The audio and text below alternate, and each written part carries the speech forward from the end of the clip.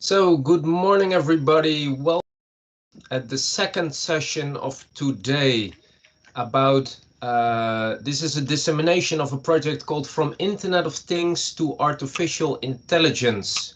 And yeah, without further ado, I would like to give the floor to Glenn McMahon. Glenn, please go ahead. Jan, thank you. Good morning, everyone. And firstly, thank you for the opportunity to disseminate one of our live projects. I thought it was quite relevant to the theme in this COVID era as well, the pandemic that we're going through. Mind you, this project, whenever it was being created and a bit of thought process put forward for an application, we didn't expect a pandemic to be upon us. So hindsight tells us that actually this project is serving quite well, particularly in our college. And if I can share that with you, and indeed the results, then it is an open education resource, so it is available for everyone once it's ready. So good morning, everyone. My name is Glenn McMahon. I'm the project coordinator of Internet of Things through artificial intelligence. It's not the what's the word, the jazziest of titles, but what we try to do is basically say what it does in the tin is From Internet of Things to Artificial Intelligence for a vet for business in a digital era. It's quite a mouthful. What we're trying to do is address skills gaps, big skills gaps that for those that work around us, particularly our support staff, particularly those who work in our organisations that are maybe not involved in teaching directly, or indeed other subject or sector areas that are not ICT led, is to help support those young people and adults and maybe those who've been in the business a long time. But also there's a dual approach to this project is for students and lifelong learning adults as well. So myself as the project coordinator.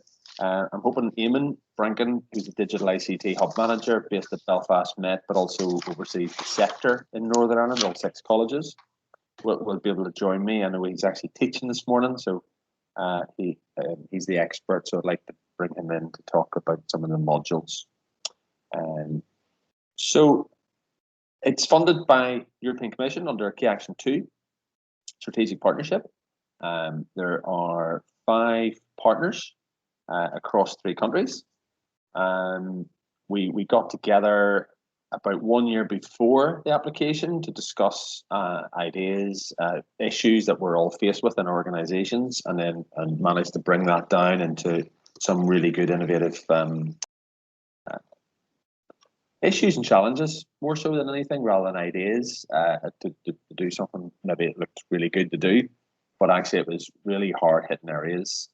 We're all faced with this new digital era in terms of we expect those who understand what blockchain is, what cloud computing is, what does it really mean, and cybersecurity and internet and just generally Internet of Things. But actually, whenever we started asking lots of questions around this, we realized that a lot of our own people didn't understand what a lot of this meant. They'd heard of it. And then that was the basis of our application. We're finding our journey through this project nearly changing and evolving. And Eamon, if he joins us, we'll be able to go through a little bit more detail on the modules, why and how do we get to the architecture of the modules as well. But what we try to do is make this as informal, as fun as possible. We're at the minute we're about 1/3 through the project. A few delays, of course. One of our partners got furloughed, unfortunately, but we've had to deal with that, and that's okay. But the project now is back on track. Glenn, sorry to interrupt. I think you shared your screen in advance, then I took over for a bit, and now you're no longer sharing your screen. So if you're under the impression that everybody's looking at your sheets, then okay.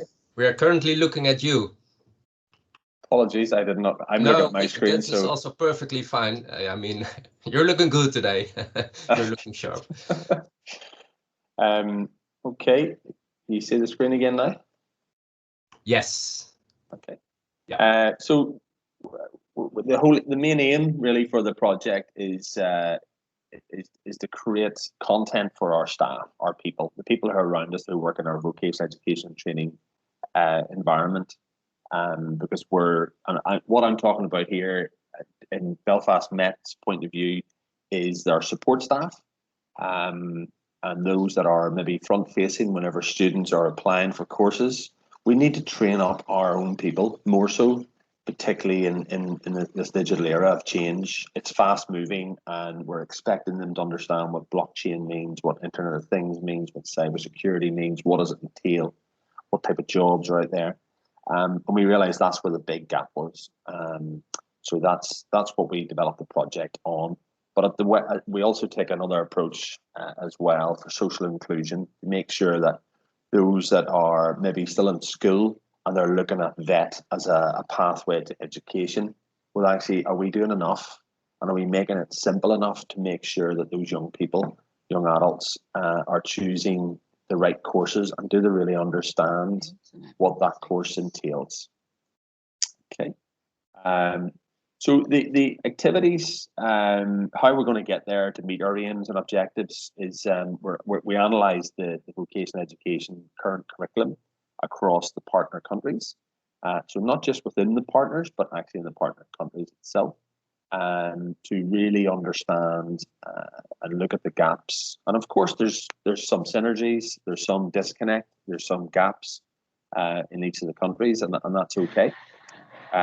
But we really wanted to focus in on artificial intelligence, Internet of Things, cloud computing, blockchain, cybersecurity, to really understand where the gaps are. Some of the gaps that we've already identified is that we're developing and enrolling students onto courses, and we're all doing this. This is our day-to-day function as VET providers.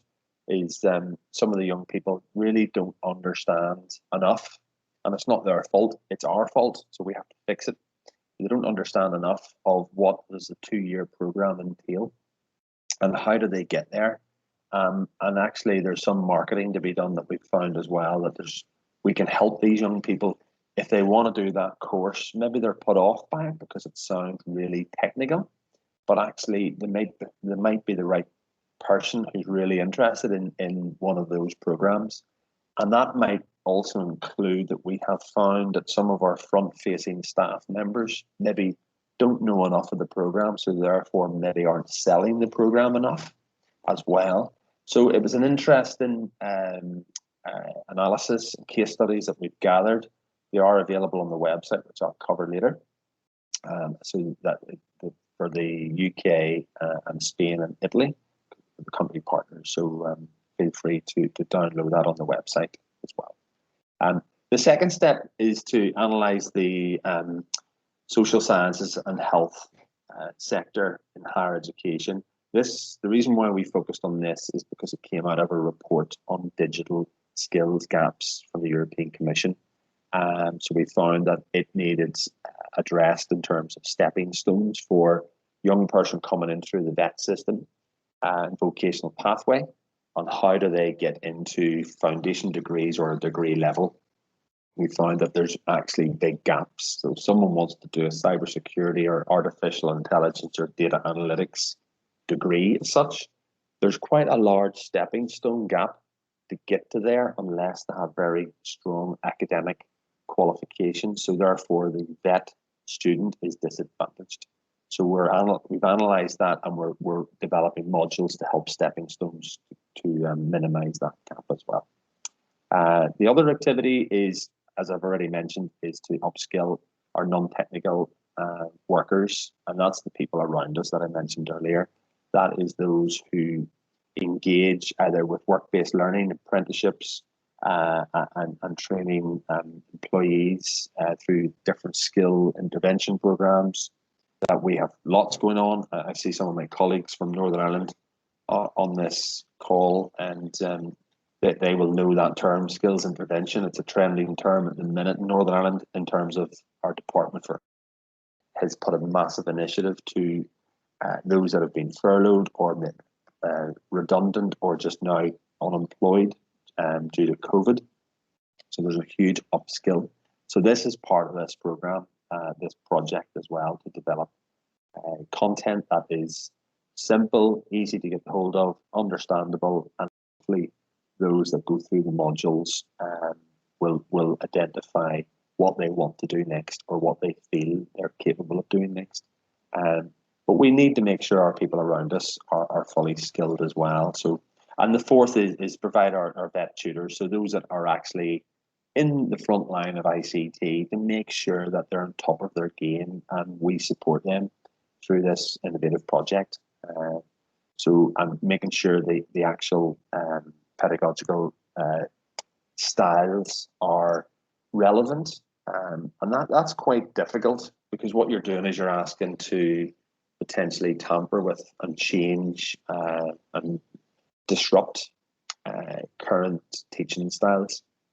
And that's quite a dangerous area as such, because you've got to bring in board the examination body, the quality assurance inspectors, and the regulators potentially, because you're asking them to understand new ways of potentially delivering training. So we also have to make sure that we're upskilling or informing those people as well, to make sure that our vocational education and training lecturers, trainers and tutors and teachers have got the confidence that they can go off script, be a bit more disruptive in how they teach to our learners. So it's an evolving project. We're particularly because of COVID, and it's one thing that we're learning as we go along. But we've now reassured ourselves that we've got the right modules in place. So, for all those that are involved in Key Action 2s, we all know that the results is obviously very important. And so the three things that we have to do is skills need report for the vet authorities. So they are ready. They're on our website, and we'll be putting them forward to the relevant parties and authorities at local level. So Northern Ireland, Spain, and Italy as well. The second result is the academic curriculum design and development, which we'll move on to in the next slide. And then a toolkit to support our people, and whether they're frontline teaching delivery staff or the support teams that work behind the scenes in curriculum development as well. And this also includes our reception staff, marketing staff, business support, administration, enrollment officers, right across our colleges and vocational institutions. So I'm hoping, if Eamon is with us, this is the part I was going to hand over to our expert. Eamon, thank you. Good morning. Eamon's just going to give us an overview. I can control the slides, Eamon, if that helps. Yeah, go ahead. And really just to underpin from what I was saying. So Eamon's the Digital Hub ICT manager and is the expert involved of the modules, and he's also curriculum area manager for digital ICT as well. So I'll hand over to Eamon for now. Thank you. Yeah, thanks for this opportunity to present the project. So our first outcome is to look at what are the key enabling technologies, and part of the focus, we did look at ICT, but we also wanted to look at non-ICT. For example, how could travel and tourism take into consideration AI in order to improve the workings of hotels and so forth. So as Glenn said, we did look at the SSH occupations, and as a result, we produced a recommendation of what the key technologies that we think that companies as well as students are interested in.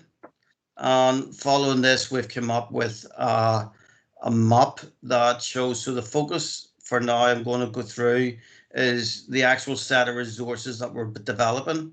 If you want to move to the next one, Glenn. So this is where we have now. So we have developed a set of modules. For each module, We have a set of learning outcomes identified. We have information about, so the idea is that for anyone who wants to deliver it as part of their curriculum, they're easily able to integrate that into curriculum that they're already doing. We have linked the modules together, and we're now developing the training material. Once developed, we will then be piloting and updating the material with both companies and students. So it is aimed for a wide audience to hopefully get as much benefit as possible. So the training paths is most of these are where the modules that we have. They're broken down into probably 5 different areas.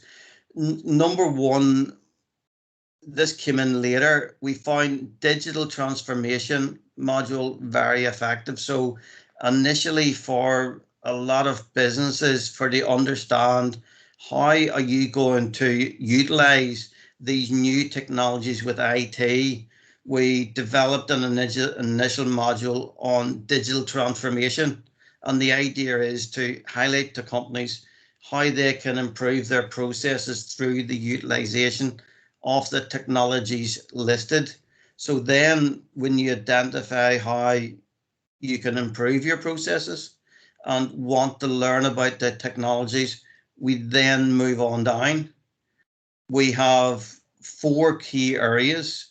You can see entered IoT, and there's 3 modules. Cloud computing, 3 modules. And data processing, data analysis, it moves into AI and also looks at data visualization. Because we have enormous amounts of data now, a lot of people in non-IT areas and businesses and sales want to examine their sales data and to get as much benefit as possible. So we have covered that. The other big area is data security and blockchain. This is from talking to companies, talking to students and academics. We've identified these areas. We have also color coded them into different levels. So for someone with low IT knowledge, or someone is not as familiar with the subject, we have an introduction module in the IoT, the cloud, and also data processing. And the idea as we go through, I'll highlight this, is that you can move horizontally or vertically between the modules. So the idea is that we then have a second level, which is more on an implementation phase of how could you use this, and has practical exercises with the middle level, and the more advanced are down at the bottom, coloured in green. But in order to give you an example, you might have someone who has a business, who has a lot of data, says, well, I have a lot of data. How do I find out and process my sales data in a better way to find out what the trends are and how I'm going to use that for stock? Once they have that information, they could say, well, I have a lot of information. How could I potentially store that in the cloud? So they would complete the introduction to data processing, go through the data analytics, move across to the cloud computing and say, yes, I now have a cloud. I can now see the benefit of my data. How do I secure that data? And then they can go to the data security and say, yes, this is very important. I'm going to move more data online into the cloud. How can I use blockchain to allow me improve security further? So the idea is that you do not have to specifically follow a path of do module 1, module 2, module 3. Each one does link to the other modules, but the idea is that you can build up a set of knowledge that you need, both if you're interested in the topic or as a company to enhance your processes through digital transformation. We are looking at certification and seeing what sort of options are available, but that is we haven't decided on that yet. Go on ahead, Glenn. Eamon, can I just add in there as well? Thank you. The digital transformation, as you mentioned, wasn't initially part of this application or indeed design process, but what we found, one of our partners there mentioned at the bottom, Ionology is a digital transformation expert consultancy company who advise government. What we've found that the digital transformation is about processes, not about your software and all your different subscriptions and things and hardware that you need to have in your business. It's about your processes. And we found in the research of Output One that a lot of people actually, particularly SMEs, and indeed our teaching staff, found that they didn't actually understand enough about digital transformation themselves. So therefore, we felt that that extra module and program had to be the first base before you move on to your introduction to cloud or advanced cloud computing or machine learning, because it is a process to be defined within a business as such. So we found that part quite interesting, that we didn't think of that at the start. We just went straight into the modules. The other thing to do with the modules is they're all very short.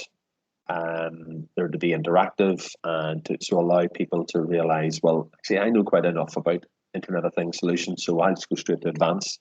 And if they can go straight to advanced module and they're confident that they can progress, then that allows them to go on into the right level if they're going on to a full-time program or a degree program as such.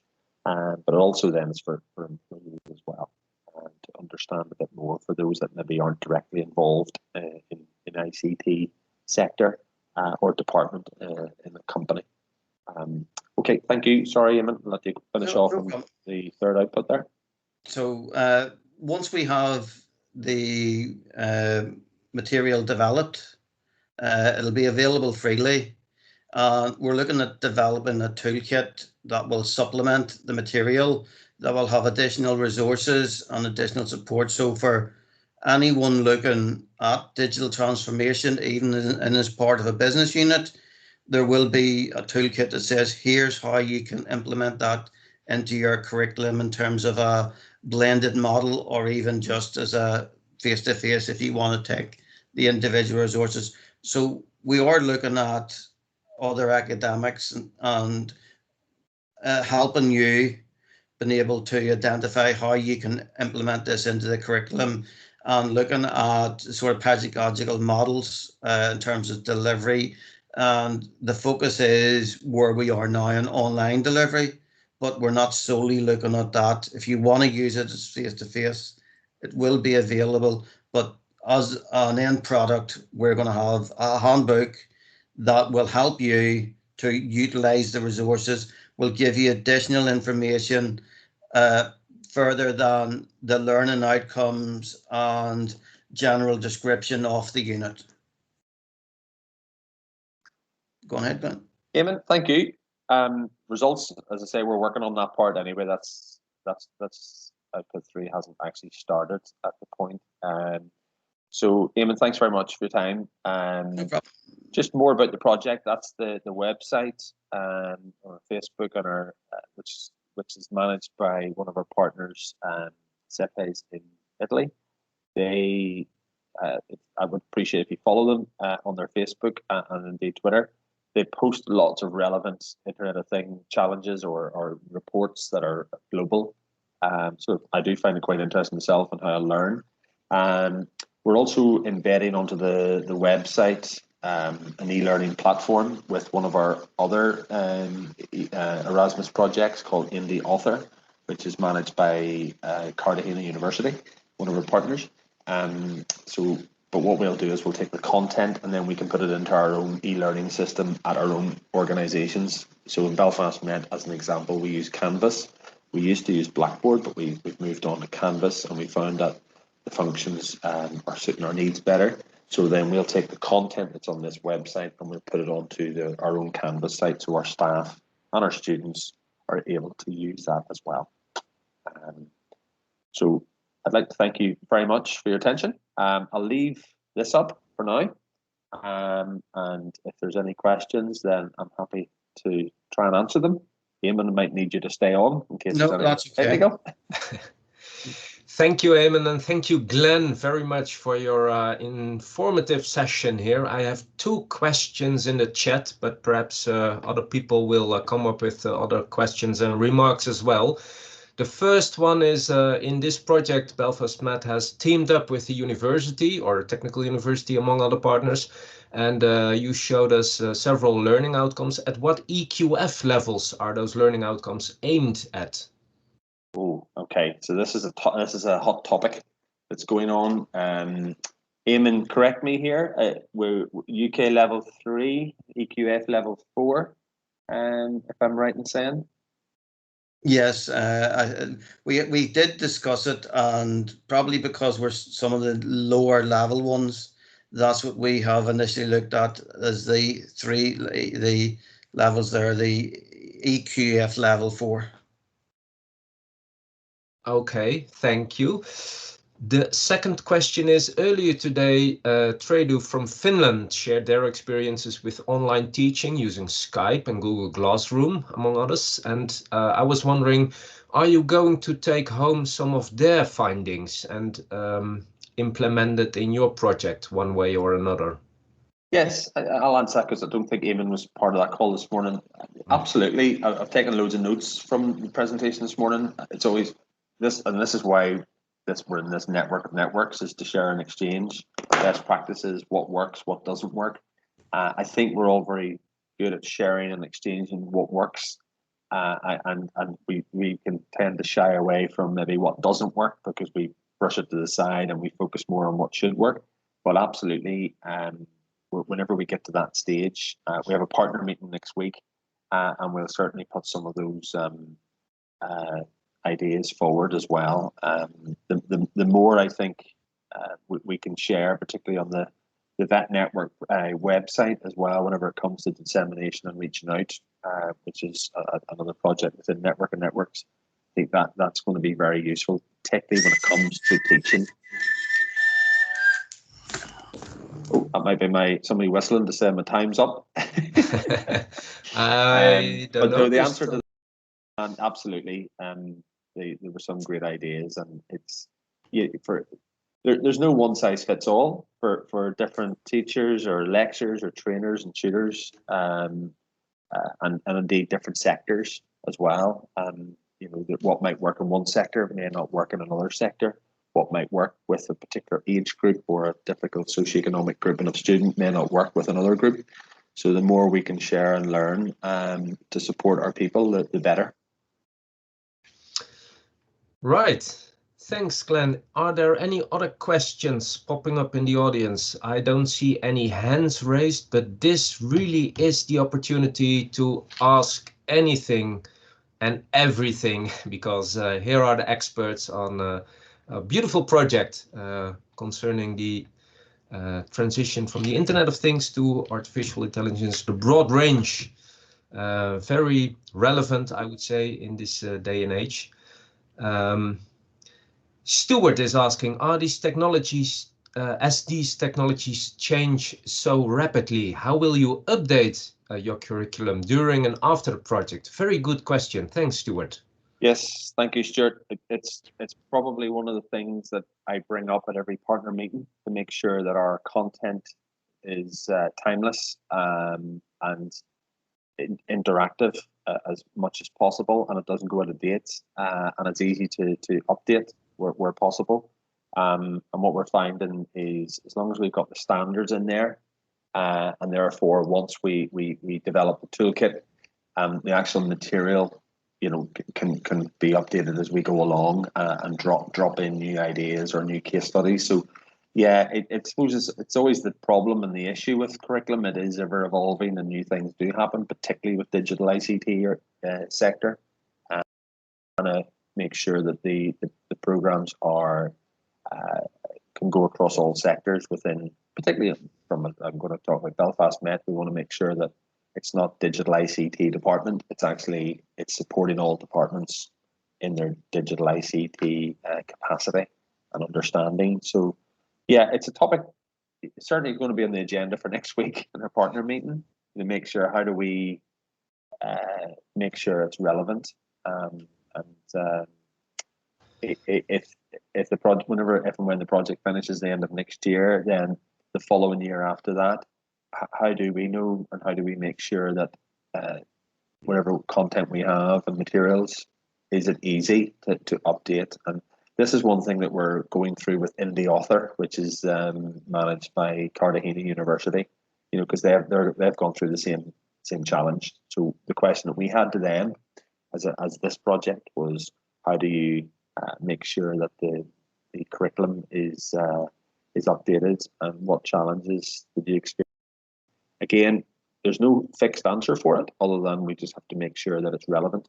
But I think it's having a standard framework, and then allowing each partner and anybody who wishes to use it.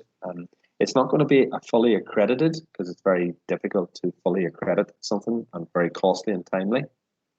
But what we want to do is just to make sure that there's some standards, and they're small modules to help people for their online and lifelong learning. Thank you, Glenn. Of course, the whole let's say challenge of keeping the curriculum updated is not only restricted to ICT, but also this goes for nearly every field of work, I would say.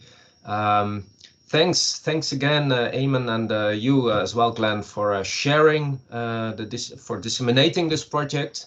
I think it's about time. We already reached the end of this session.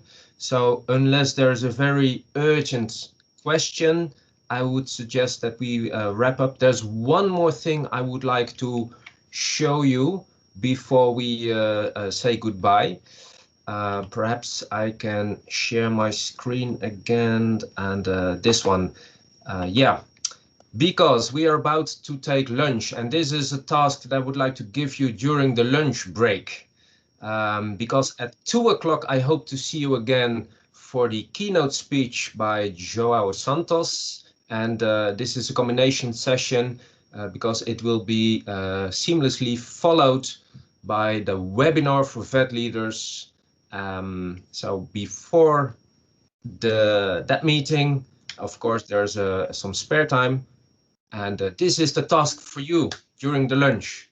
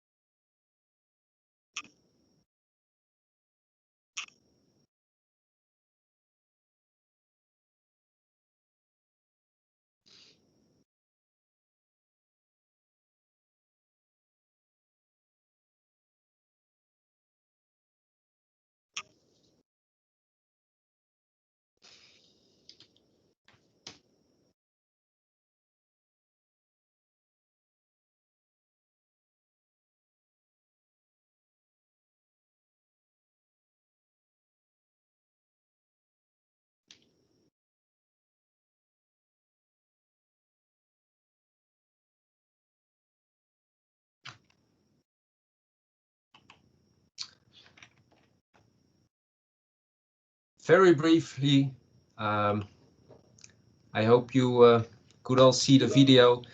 No sound. Yeah, sorry, you see it without sound. My advice, if there's one thing you should try to do today, also take care of yourself, take care of some downtime. If there's one Dutch word you should learn this week, it's called niksen. Simply give it a try. Hope to see you all after lunch. Thank you for your time, for your attention. Thanks for participating, and yeah, enjoy niksen. See you in this afternoon. Bye, everybody. Bye. Thanks, Jan. Thank you, everyone. You're welcome.